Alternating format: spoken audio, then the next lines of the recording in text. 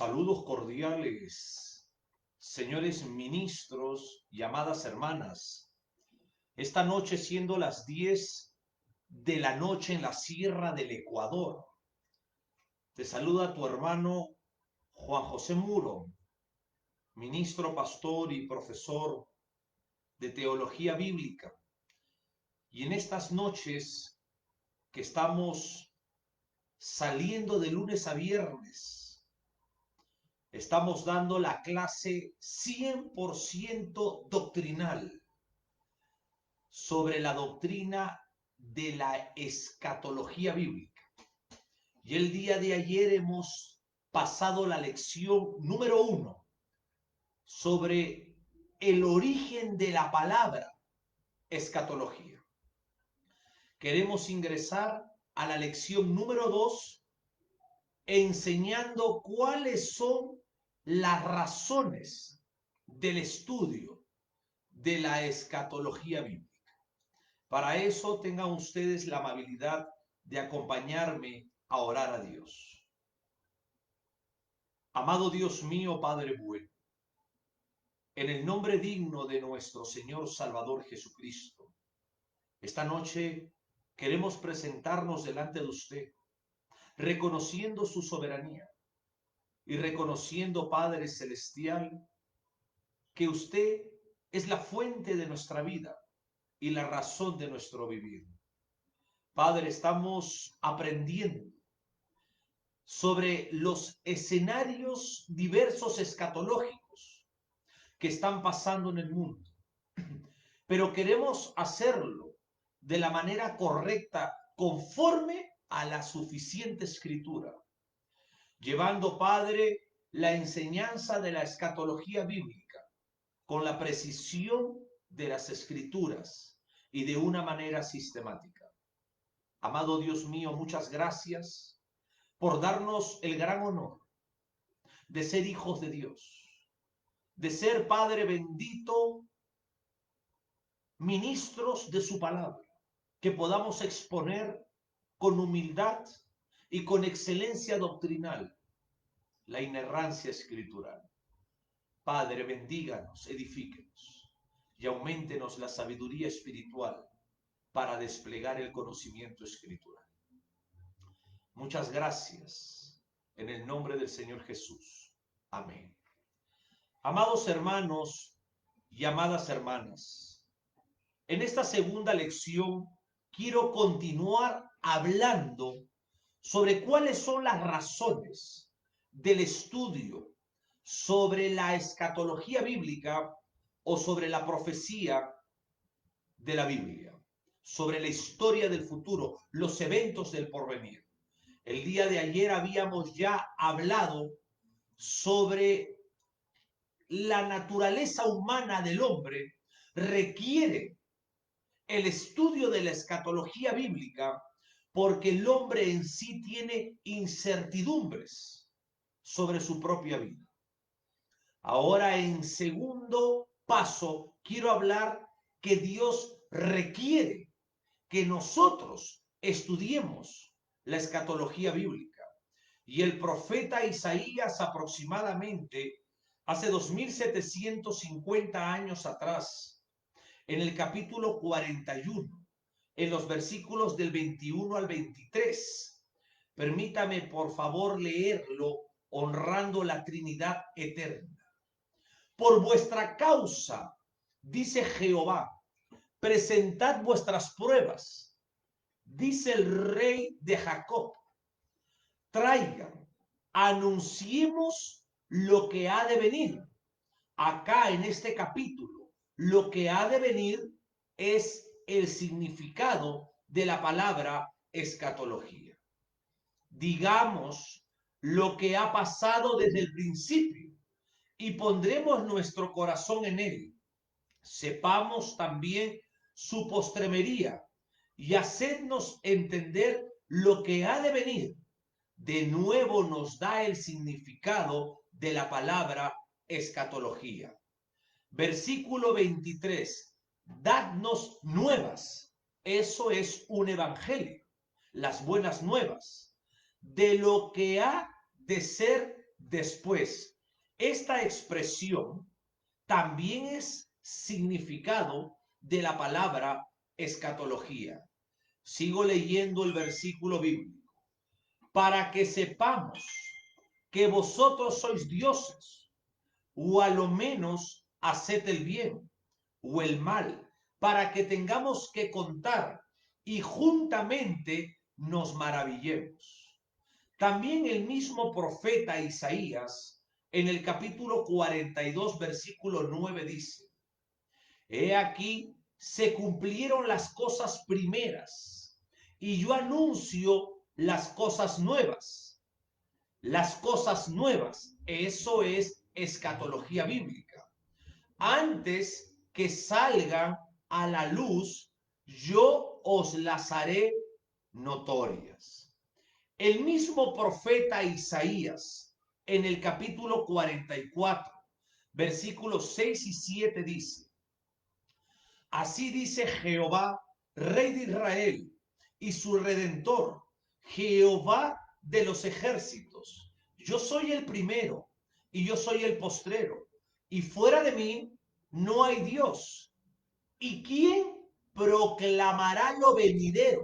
Lo declarará y lo pondrá en orden delante de mí, como hago yo desde que establecí el pueblo antiguo. Anúncieles lo que viene y lo que está por venir. Eso es el significado de la palabra escatología.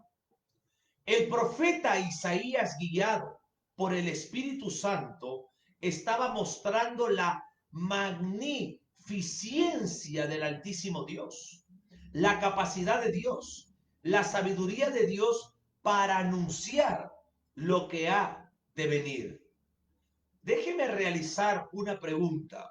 ¿Sabe usted qué está diciendo Isaías? Que Dios comenzó a revelar y quedó por escrito en los escritos de Moisés, en los 5 primeros libros, llamado el Pentateuco o llamado la Torá, desde que estableció el pueblo antiguo y lo estableció rumbo a la tierra prometida. Dios comenzó, hermanos, desde entonces a proclamar lo venidero y a declararlo y a ponerlo en orden.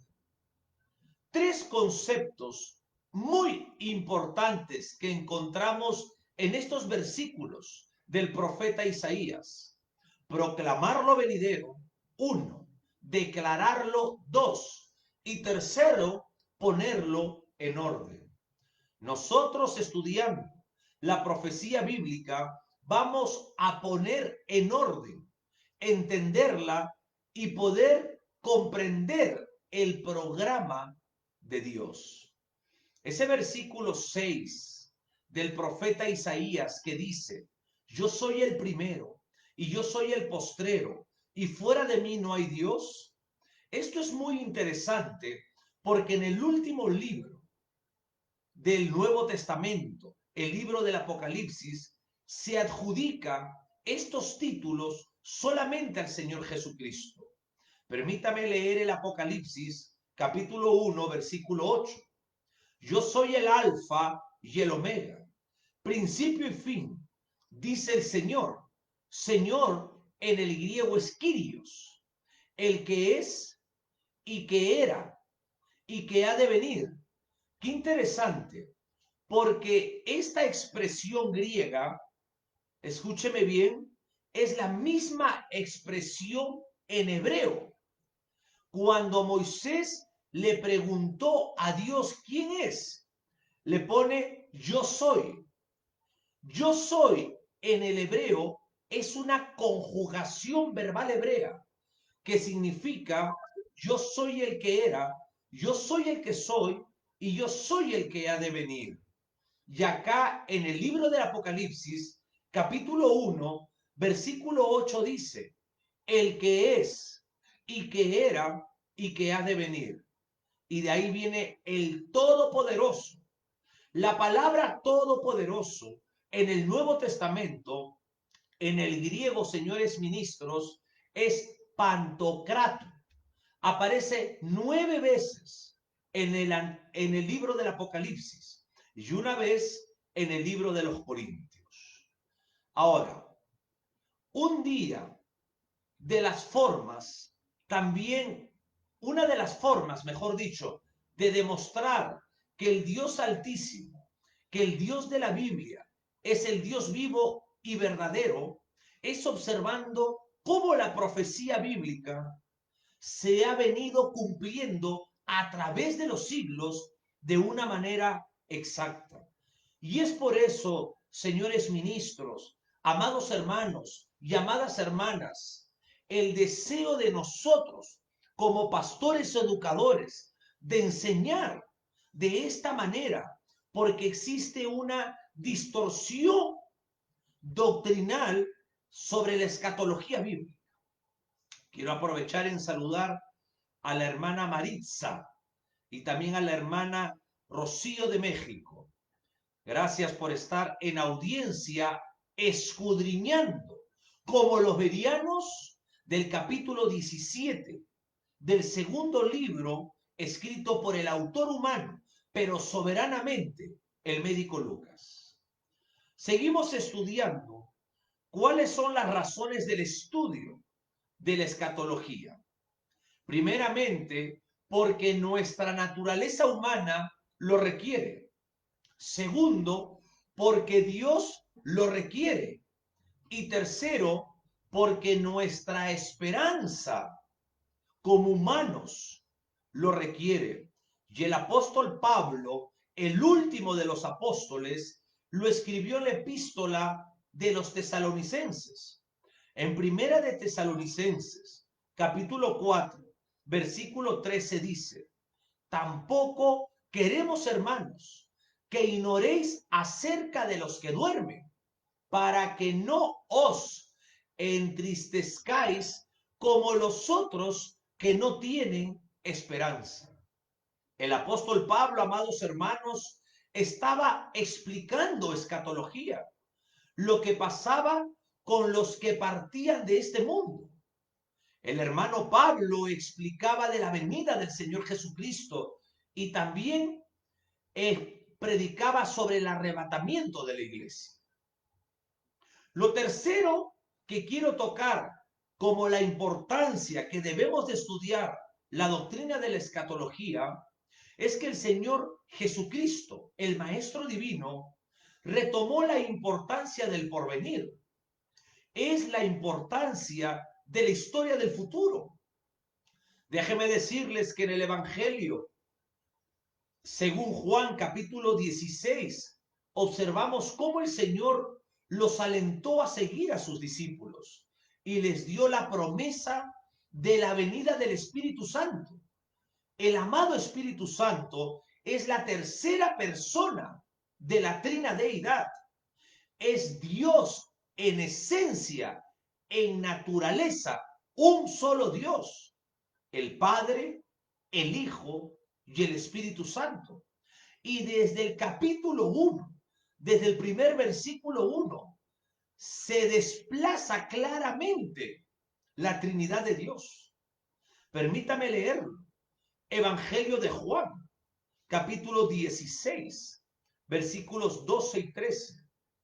Aún tengo muchas cosas que deciros, pero ahora no las podéis sobrellevar. Déjeme explicar esto. El Señor no les podía dar una clase a sus discípulos en ese momento. El Señor Jesucristo, ellos todavía no estaban preparados. Es por eso que el maestro no les explicaba a profundidad las cosas, porque no tenían una mente entendida. Versículo 13. Pero cuando venga, ahí está la promesa. Eso es escatología, es futuro. Cuando venga el Espíritu de verdad. Esa es la venida del Espíritu Santo. Todavía no había venido en el Evangelio de Juan, capítulo 16. Entonces ya en este capítulo hay escatología bíblica. Permítame seguir leyendo. Él los guiará. Esa expresión en el griego guiará, es la misma expresión del ministerio del pastor, del ministerio pastoral. El pastor es el que guía. El amado Espíritu Santo es el vicario de Cristo en la tierra. Es el representante de Dios en esta tierra. Nadie puede representar a Dios. Solamente Dios mismo puede hacerlo, porque Dios es santo. Cuando yo estudio la suficiente escritura, la palabra de Dios, a mí me revela 21 atributos y uno de ellos es la santidad de Dios. No hay hombre que pueda representar a Dios en este mundo. Es por eso que el Señor Jesucristo dijo, me voy, pero no os dejo solos. Les envío al Paracleto en griego, al Consolador. Él os guiará, guiar el trabajo del pastor. Poimén los guiará hacia toda verdad,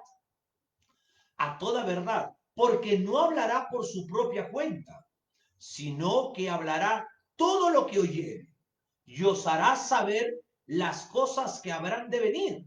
Eso es escatología. Entonces, solamente en 2 versículos, 12 y 13 del capítulo 16 del Evangelio de Juan, nos da el significado de la palabra escatología. Saludo a la hermana Marisol Fernández, desde el Ecuador, desde Huachi Chico. Sigamos con la enseñanza. Fueron los apóstoles y algunos colaboradores que escribieron desde Mateo hasta el Apocalipsis. El Señor Jesucristo delegó esa tarea para bendecirnos a nosotros. Y aquella noche el Señor no les pudo seguir explicando porque no era el momento. El Señor Jesucristo tenía que morir, resucitar y ascender al cielo. Y después el Padre y el Hijo tenían que enviar al Espíritu Santo en nuestros corazones. Y en aquel momento los apóstoles y los colaboradores debían de saber por revelación del Espíritu Santo lo que había de venir, y habrían ellos de escribir en aquel momento el nuevo pacto. Mejor nombre es pacto que testamento. Cuarta razón. ¿Por qué debemos de estudiar la doctrina de la escatología bíblica? El apóstol Pablo enseñaba la doctrina de la escatología a los nuevos convertidos. Recordemos que algunos predicadores de este tiempo tienen la opinión que no debemos de enseñar la escatología bíblica, o también llamada la profecía bíblica, a los nuevos convertidos. Pero déjeme decirle, señores ministros, llamadas hermanas, que el Señor Jesucristo era un predicador de escatología. El Señor Jesucristo enseñaba el reino milenial. También el apóstol Pablo enseñaba la venida del Señor Jesucristo y también enseñaba sobre el arrebatamiento. Y quiero aprovechar en saludar a mi amada hermana Rosa Charicando. Mi amada hermana, recuerdo en mi corazón con mucho amor, y también a mi pastor, a su amado esposo, Pedrito. Le amamos mucho, mi hermana Rosita. También saludo a mi hermano Jorge Fuentes. Sea bendecido mi hermano predicador, a mi hermana Sonia Torres. Lo que se trata con estas lecciones es entender lo que es el estudio de la escatología, para que usted como predicador enseñe lo que es correcto a la iglesia y no estar aprendiendo de muchos que no lo conocen, pero que se autopromocionan como escatólogos y no lo son. No lo son, amados hermanos. Y hay que decirlo claramente, porque están destruyendo al pueblo cristiano. Ahora déjeme nombrarles cómo el apóstol Pablo enseñaba sobre la doctrina de la escatología. Segunda de Tesalonicenses, capítulo 2, versículo 5 dice: ¿no os acordáis que cuando yo estaba todavía con vosotros os decía esto? Les comento que la obra de Tesalónica comenzó en el libro de Hechos de los Apóstoles, capítulo 17. Déjeme decirle que entre los hombres que trabajaron cerca al Maestro Divino, uno de ellos era médico. Lucas escribió el Evangelio y también escribió el libro de los Hechos, pero él lo escribió soberanamente, inspirado por Dios a través de la tercera persona de la divinidad. Y ahí es cuando nosotros ingresamos a estudiar la doctrina de la inspiración. ¿Cómo se inspiró la Biblia por más de 40 autores humanos en un proceso de 16 siglos o 1600 años? Entonces, el apóstol Pablo en Hechos 17 dice que predicó por espacio de 3 semanas, 21 días, 3 sábados en sinagogas, y muchos judíos se convirtieron al cristianismo. Pero déjeme decirles algo, que después armó un gran lío en aquel entonces y que no quisieron recibir el mensaje del apóstol Pablo y llegaron a expulsar a Pablo, y Pablo tuvo que huir en una fuerte persecución en la noche. Pero existieron convertidos nuevos de 1 semana, de 2 semanas o de 3 semanas. Estos convertidos que recibieron la palabra escatológica del apóstol Pablo, ya tenían un fundamento previo del Antiguo Testamento, porque eran judíos de sinagogas. Por lo tanto, ellos conocían la Torá. ¿Qué cosa es la Torá? Es una palabra hebrea para referirse a los 5 primeros libros de la Biblia, lo que nosotros lo conocemos como el Pentateuco. La palabra penta es 5. Pentateuco significa un libro de 5 rollos y fue escrito por Moisés, el Génesis, el Éxodo, el Levítico, Números y Deuteronomio. Y Pablo les había dicho: ¿no os acordáis que cuando yo estaba todavía con vosotros os decía esto? Si nos fijamos en los versículos anteriores, si usted lee el versículo 2, habla del día del Señor, habla del hombre de pecado, habla del anticristo, habla del hijo de perdición que se levantará contra Dios. Todo tema del futuro, Pablo lo enseñaba. Y más adelante vamos a aprender profundamente lo que es correcto. Porque en el Apocalipsis, capítulo 13, libro escrito por el último de los apóstoles que quedó vivo, el único apóstol que no murió como mártir, sino como anciano, fue el apóstol Juan. El apóstol Juan ahí en el año 96 de nuestra era aproximadamente, él estuvo preso en una isla llamado Patmos. Ahí había gente habitando, pero había una cárcel donde iban las lacras del cual el imperio romano las enviaba allá. Y en aquel entonces el apóstol Juan, que escribió en revelación directa del Señor Jesucristo, escúcheme bien, directamente del Señor Jesucristo, el libro del Apocalipsis, por haber estado ahí preso por causa del testimonio. Y ahí recibió la revelación. Y esta revelación, señores ministros y amadas hermanas, fue el Apocalipsis. Y ahí Dios le reveló el capítulo 13, donde demuestra que Satanás tiene dos hijos predilectos, el anticristo y la bestia del falso profeta. Todo esto lo vamos a aprender sobre el nuevo orden mundial, sobre el gobierno del anticristo y sobre el trabajo que ellos han comenzado desde la Torre de Babel. Y es por eso que observamos una gran agenda globalista. Bueno, sigamos con la profundidad de este estudio. La pregunta que yo realizo: ¿cuál es la responsabilidad del estudio de la doctrina de la escatología o la profecía bíblica?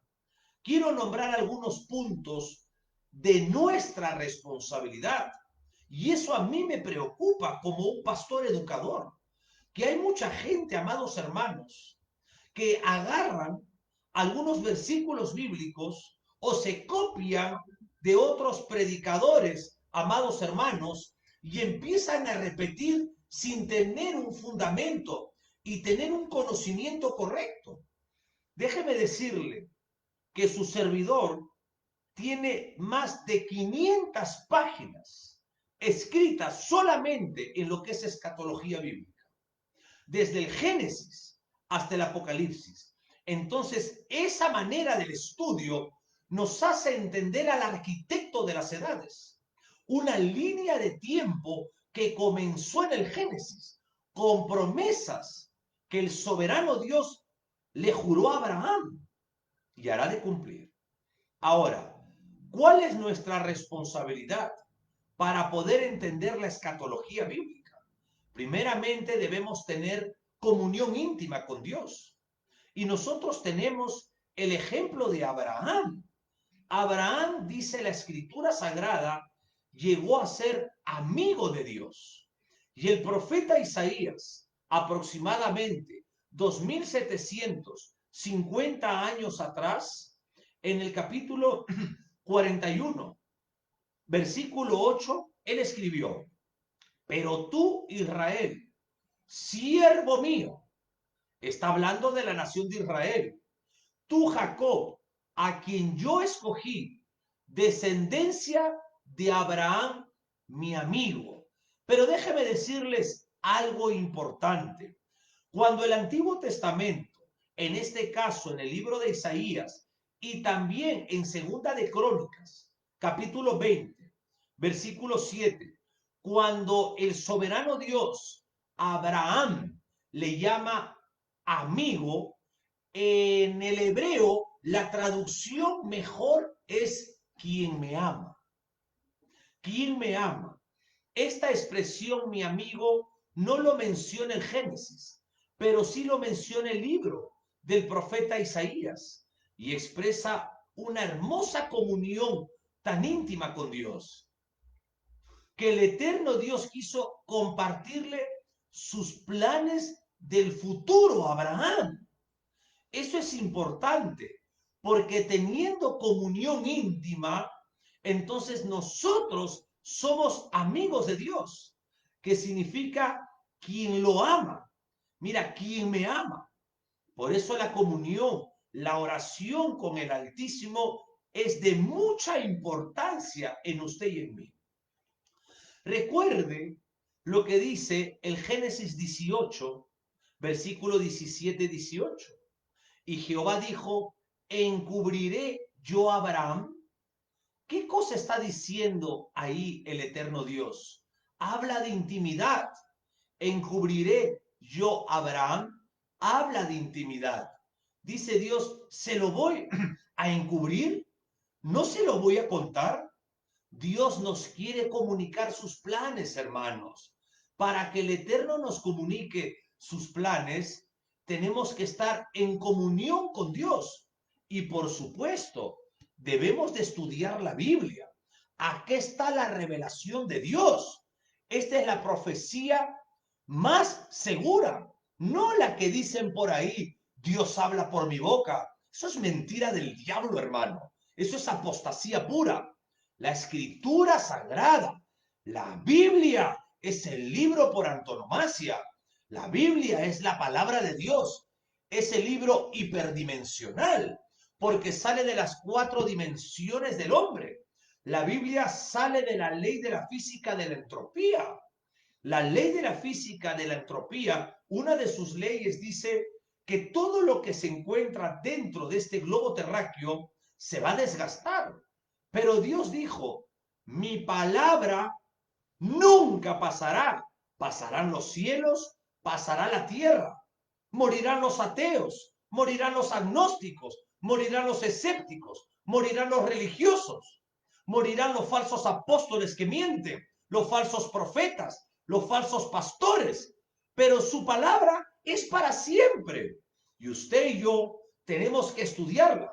Y ahora usted está en una escuela de teología bíblica, estudiando correctamente lo que es la escatología bíblica, porque ya viene el arrebatamiento de la iglesia y usted tiene que saber los tiempos, el escenario escatológico en que estamos viviendo.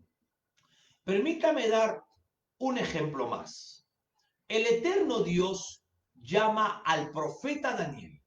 El profeta Daniel en el Antiguo Testamento se le llama el profeta mayor y no se le llama porque sea de mayor edad que otros profetas, sino que su libro es más extenso que otros y le llama Dios el amado.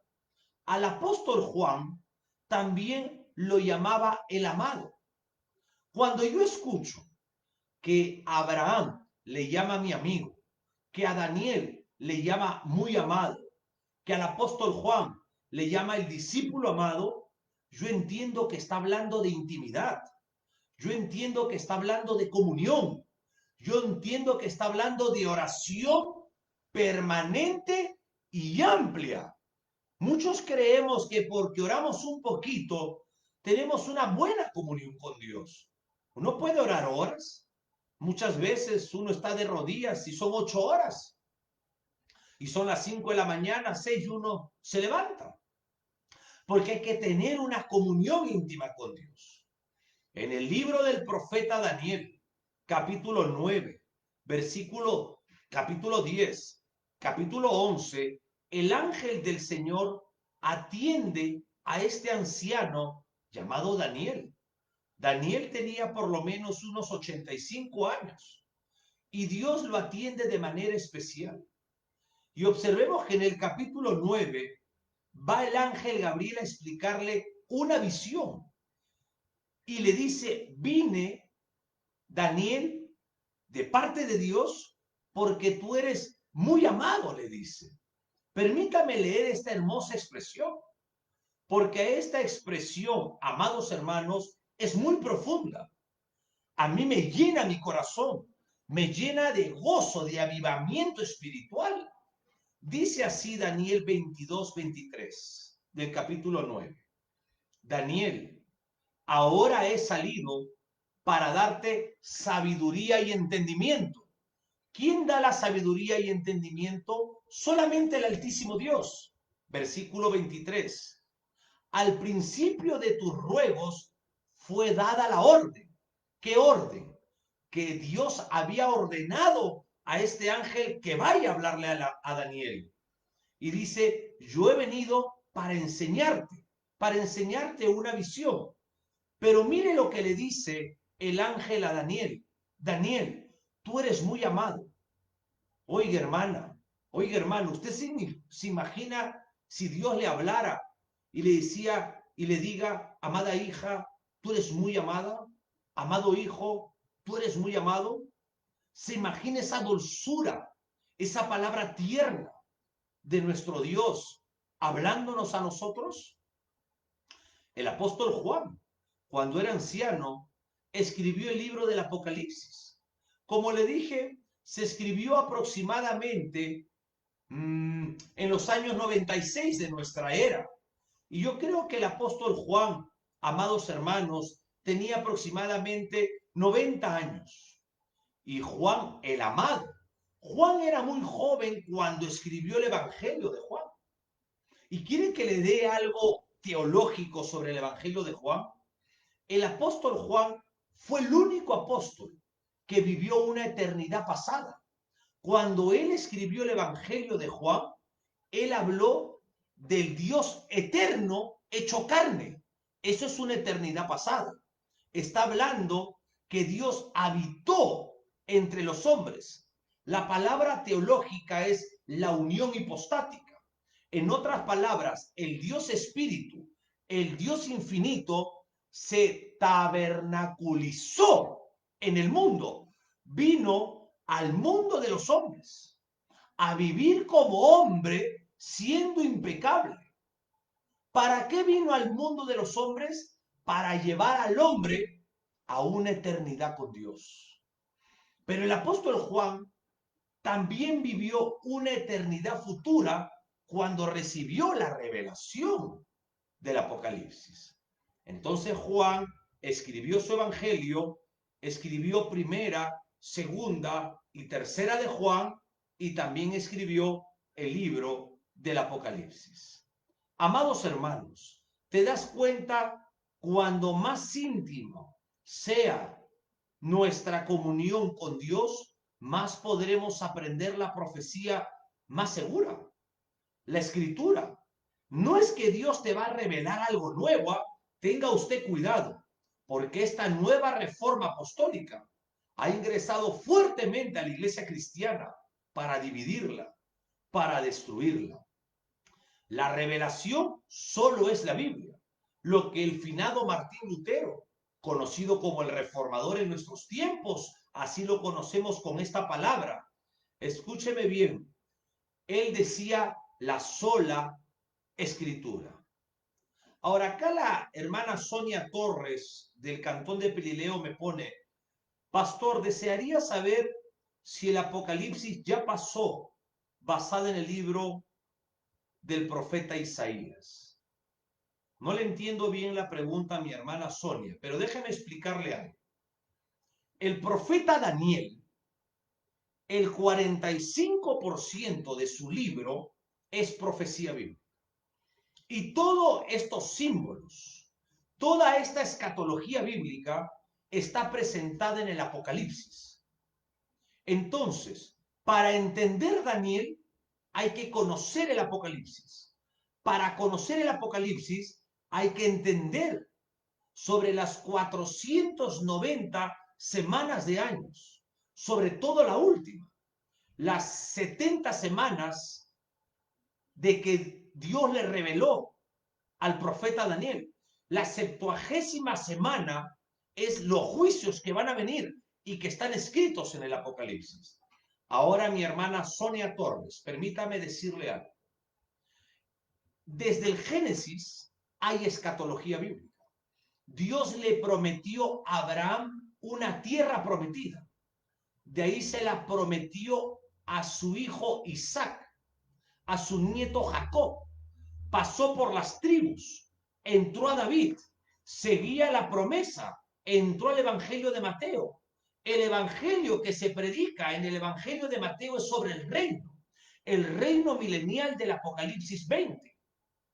Por lo tanto, si nosotros agarramos desde el Pentateuco, entramos por los Salmos, pasamos por los profetas, entramos a los Evangelios, ingresamos a la epístola, por ejemplo, de Tesalónica, entramos, amados hermanos, a Judas, donde yo le llamo al libro de Judas el apóstata arrogante, y de ahí entramos al Apocalipsis.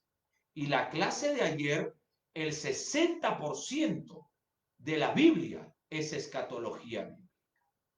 Ahora, por ejemplo, mi hermana Sonia, hay algo que le quiero decir, algo de escatología bíblica. Isaías capítulo 53 tiene dos profecías bíblicas en ese capítulo. Por ejemplo, habla del siervo sufriente. ¿Quién es el siervo sufriente? El Cordero de Dios, en quien Juan el Bautista anunciaba. ¿En dónde anunciaba?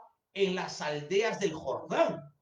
Habían aproximadamente 4 aldeas por alrededor del desierto del Jordán.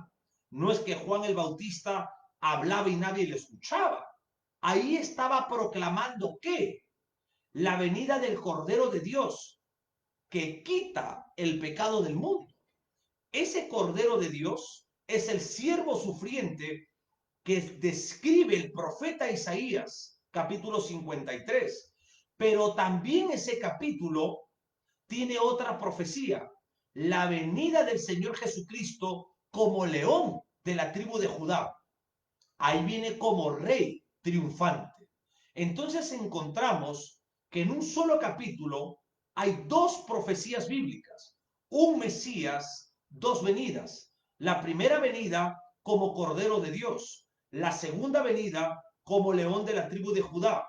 Pero déjeme decirle algo, en cada venida son muchos años. La primera viene como Cordero y de ahí han pasado más de 2000 años y todavía no viene la segunda. ¿Se da cuenta? Dos profecías, pero con distanciamiento. Ahora, el Dios Altísimo quiere compartir sus planes escriturales en la Biblia con usted y conmigo. Por eso el profeta Amós, capítulo 3, versículo 7, escribió: porque no hará nada Jehová el Señor sin que revele su secreto a sus siervos los profetas. El Génesis capítulo 6 versículo 13 dice: dijo pues Dios a Noé, he decidido el fin de todo ser. He decidido el fin, es futuro, es escatología bíblica. Porque la tierra está llena de violencia a causa de ellos. Y he aquí que yo los destruiré. El verbo es futuro, algo que usted debe de aprender para estudiar la Biblia. Es la hermenéutica. El principio de la hermenéutica, amados hermanos, es interpretar la palabra de Dios correctamente. Uno no puede agarrar un versículo bíblico y hacer una doctrina bíblica. Cuando uno estudia la Biblia, agarra un versículo, lee unos versículos más arriba, lee unos versículos más abajo y va entendiendo la doctrina del capítulo. Entonces, al final, nosotros vamos a agarrar el contexto del texto y vamos a explicarlo como Dios quiere que lo hagamos. Pero ¿qué pasa mayormente? Agarran el texto y sacan el contexto verdadero del texto para que ese predicador hable lo que quiera y hace un pretexto y engaña a la iglesia.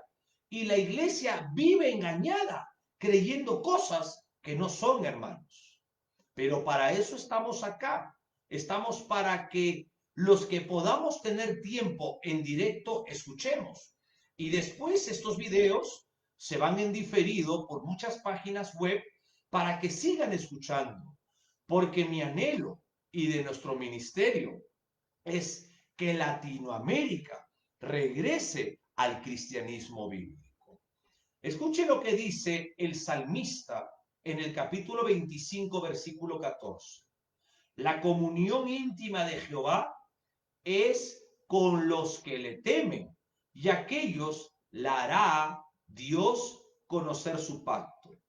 Capítulo 15, del versículo 15 del Evangelio de Juan dice: ya no os llamaré siervo, porque el siervo no sabe lo que hace su Señor, pero os he llamado amigos, porque todas las cosas que oí de mi Padre os la he dado a conocer. Habla de intimidad.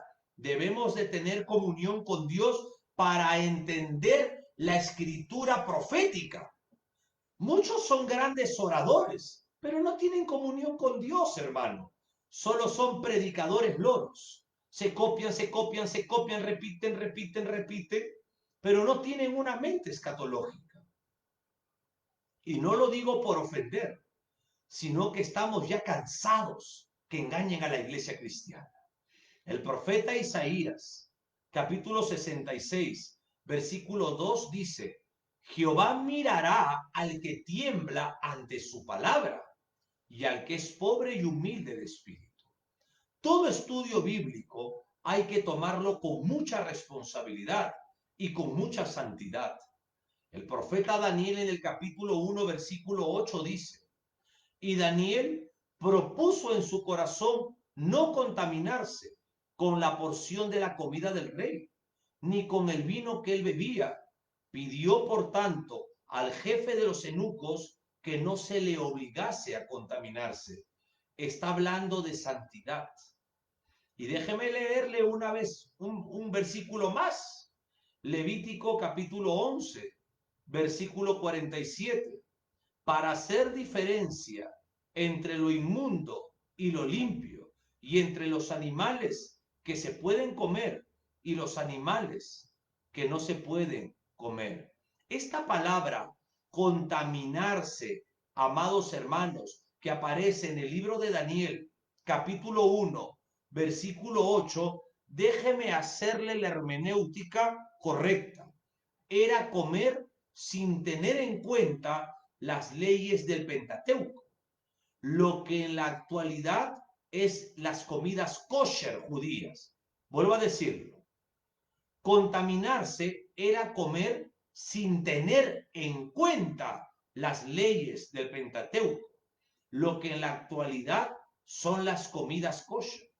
La comida del rey era preparada con animales considerados impuros y además sacrificaban la primera porción de ella para los dioses falsos de Babilonia. Daniel le pide que no se le obligase a contaminar. Daniel era un joven, hermanos, aproximadamente de 17 a 18 años, cuando hizo este compromiso con Dios para no contaminarse con la idolatría de Babilonia. Y Dios sostuvo su vida y lo puso en alto en Babilonia, en Persia, por más de 70 años. Y le dio grandes revelaciones. ¿Por qué? Por su santidad, hermanos, por su obediencia. Él tuvo en su corazón no contaminarse. Él tuvo una continuidad en su vida para querer consagrarse a Dios. Y déjeme de darle un consejo. No es una hora de oración, es una vida de oración. Es no estar socializando en un mundo contaminado, sino es separarse de este mundo para mantenerse en la presencia de Dios. Y esas son las razones por las cuales debemos de estudiar la escatología bíblica, la profecía bíblica en comunión íntima con Dios. Amados hermanos, qué importante es poder lograr llegar a conocer lo que es la escritura sagrada de una manera correcta. Esta ha sido la segunda lección de lo cual hemos querido instruir de una manera correcta desde el principio. Queremos darle a usted un entendimiento del por qué debe de estudiarlo. Y nosotros le pedimos que estos videos lo hagan virales para que se afecte esos malos predicadores que enseñan cosas emocionales, sensacionalismo, nada más. No queremos fama. El único grande y glorioso y famoso es el Señor Jesucristo, no nosotros. Nosotros somos servidores. La palabra siervo viene del griego doulos, donde se deriva la palabra douleo, que significa ser esclavo. Es por lo tanto que nosotros anhelamos que muchos escuchen para que no dejen de ser engañados. Amados hermanos, mañana continuamos con la tercera lección. Ha sido un honor el poder estar de esta manera cerca de ustedes. El Dios Altísimo les bendiga y hasta mañana a las 10 de la noche. Muchas gracias.